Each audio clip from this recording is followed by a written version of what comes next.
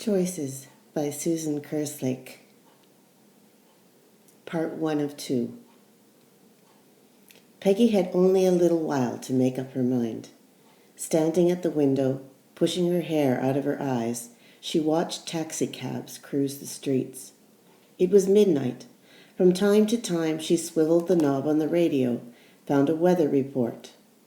Well, rain in the country was better than rain in the city. It would mean a different type of weekend, cozy, fires, snacks, catching up on reading. Not what she had in mind. With variations, she could do the same thing in her small apartment. Time in the sun, gardening, croquet, a swim were more like it. The weatherman hemmed and hawed. Cloud, fog, onshore winds, offshore winds. The front should move in by noon tomorrow, bringing overcast skies and rainy weather for the weekend. A factor. Cabs honked to each other at corners and followed fire engines and ambulances. Bicycles rode by, making that special titter and thrill of gears. What she wanted to hear was a nighthawk blitzing the narrow passageway between buildings. She turned the radio down and slept under the country and music. The phone rang at 6 o'clock, then again at 6:20, but she had stayed awake, taking a last shower, packing, boiling water for a starter cup of coffee. Then she went downstairs and sat on the step, catching the sun coming over the building across the street. Despite not enough sleep, she was wide awake, but she knew in a couple of hours that missed sleep would come irresistibly, anesthetically. Stillness wrapped the morning. She thought about lying on the pier, adjusting her body, her back, just so to fit the cracks in the wood, settling her bones so her weight was mostly on the muscle of her thighs and back. The hot sun, having found her, stretched itself over her skin, then lay down on it, lapping, seeping through, sinking beneath. A web of heat. It took the edge off the light slap of water bumping into the piles. Being able to close the door behind her, leaving laundry, a couple of dishes, unanswered letters, unpaid bills, phone calls to be returned, and library books gave her a perversely good feeling. Surrendering to the uncommunicative wilderness, a place without. Should she die tomorrow, someone else could deal with the dirty dishes, with the dirty sink. A little after 7, Ken drove up. The passenger seat was empty, but that was all. Hampers, suitcases, buckets, baskets, bags full of essentials were stuffed into every available space in the small hatchback. Ken got out for a moment and put the hood up. Peggy looked in with him at the still gray motor, supposing that if she could see it while the car was running, she would see parts moving. As it was, it seemed an unlikely contraption. A tangle of shapes, a thick, stale smell. Some parts were clean and shiny. Most were caked with oil and dirt. She tried to see some quality, some mystique that would account for the cultish zeal of people and their cars. This little car was blue. It had been decorated with strips of chrome, grille, rubber pads to cushion bumps.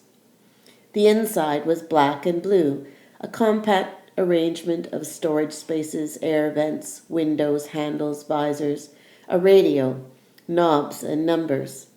On the street at 15 miles an hour, she felt safe.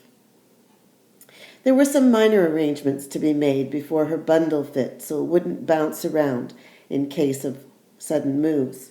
She asked him to stop at a liquor store when they opened so she could pick something up for the weekend. He said, "I'm glad you decided to come."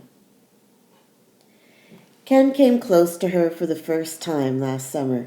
She hadn't really considered it, even though he was attractive in conventional ways. Tall enough for her, curly hair, a brown mist and damp, unsqueezed quality when he came out of the water. Lifting himself in one swift motion, water drops shimmering on the springy ends of his hair. He had small, courageous scars on his body. She wondered why some people showed scars and others not at all.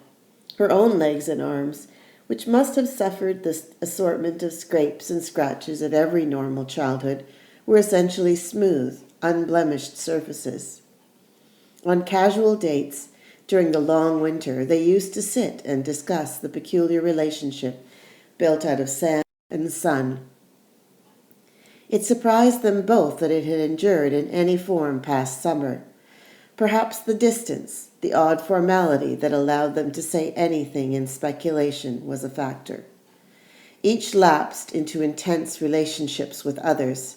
Then they met like cousins, burning up late hours with wonder and woe. Between adventures, they stroked each other on the back and other places.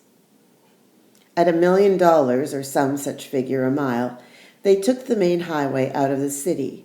About 10 miles out, there was an intricate intersection with overpasses and large green signs of instructions.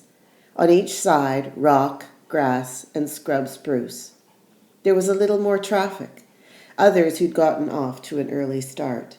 Station wagons with loads of kids, cars with U-Hauls, tenting equipment, vans, and the relatively light pack of picnickers. Several campsites off the main highway hooked into some scenic view. It was hot.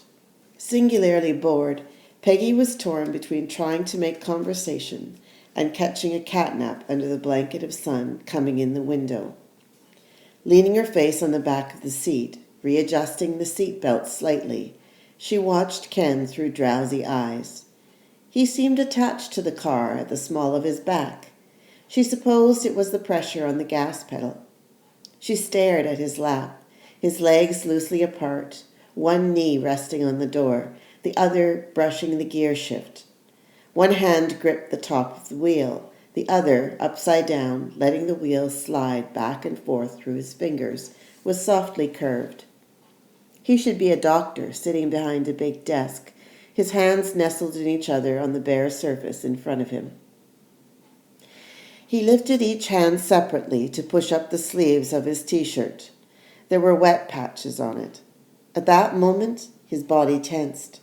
She saw it quite clearly. His entire body arched backwards and forwards at the same time. What was happening? Had he seen something?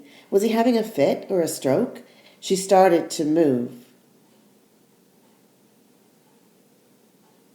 Voices slanted through the heat. No one she knew. Not Ken. No name.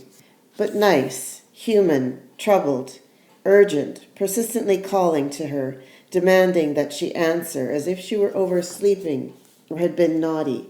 Hey! Hey, you! Can you hear me? Wake up! As if in a dream, talking back to them with a dream voice, wondering why they kept on. Such a deep sleep. Why wouldn't they let her finish it? Just a few more minutes. It was dark, the middle of the night. Why get up in the middle of the night?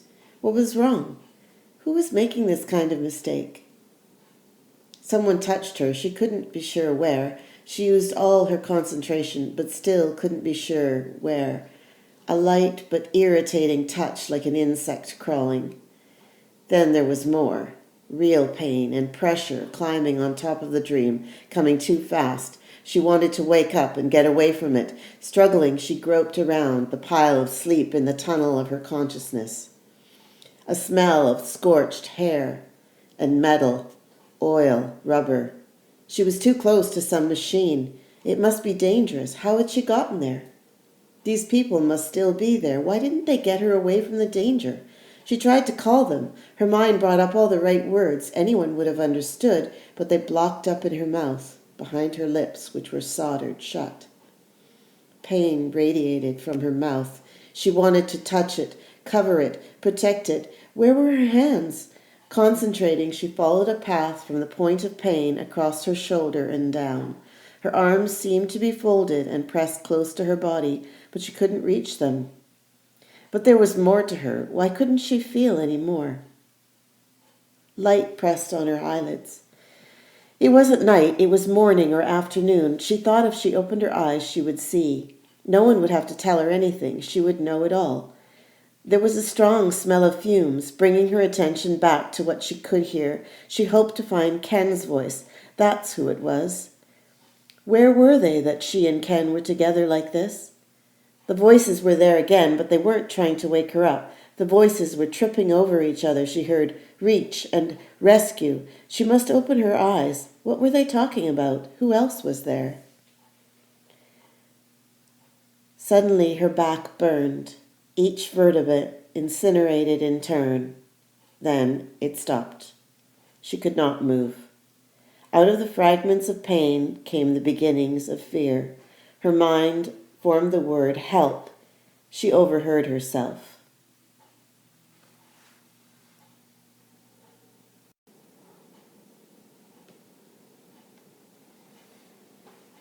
The light outside her eyelids was growing stronger. It would soon want to invade. She was almost awake. Now it did not seem desirable. Opening her eyes would be the last bridge. With the light of day, she would have to admit this and allow the chaos to gel around her. Ready. She tried to open her eyes. They were stuck. For a moment she feared they were burned shut, but it must be blood. Of course, blood. She wondered how much blood. With effort, she got her eyelids apart enough. The dried blood crumbled off. Specks fell into her eyes, scratching them. For a moment, she was unable to focus on anything. Then she saw, right in front of her, gray surfaces. It was impossible to tell exactly what they were. Up and down and to each side, the same tangle presented itself. Between the gray, there was light. Not much. Everything was too thick and close. Desperately, she wanted a deep breath, but her body was too squeezed. Get me out of her! Out of here! Her mind said it over and over. She put words on the tips of her fingers and played them. Each breath, each heartbeat echoed through the empty pipe that rested on her ear. She had to say it, shout it out, let them know. I'm here! I'm here! I hurt! Find me, hear me, see me! Working the words magically in her brain. Whimpering leaked from her brain into her mouth. Noise was possible with her mouth closed. This discovery gave her hope. She could let them know. Taking a breath, she groaned and waited. Weren't they listening? Were they talking to each other? Had they gone away? She did it again, a higher pitch, waited. Maybe she was imagining it? She opened her eyes again. The gray was so close. She couldn't tell where she was or how this had happened. The air was stale and hot. What if there wasn't enough to breathe? What if there was fire? What if her nose got burned and she couldn't open her mouth to breathe? If they never heard her, never saw her? She tried to move again. There were things that pressed on her, a cage of hot metal, wires and pipes. They touched her forehead, bones, skin, hair, and with a knowing that did not come from her senses, she knew that her legs were bent and held. She closed her eyes. Pain rose and fell in tides. Around it, her body began to react. In spastic waves, she shivered, bumping into the bars of her cage. Then she began to sweat through cold flesh. She tried to cooperate, counting through the waves of pain, coloring the chills, imagining the goosebumps exploding, erupting with color, geysers of fluorescent, sparkling pink and green. Sweat did not tickle. Her skin must be too tense with pain. She followed the pain, staying just shy of it, observing, watching, trying to sandbag barriers around it. It went underground, under the shadows, and resurfaced.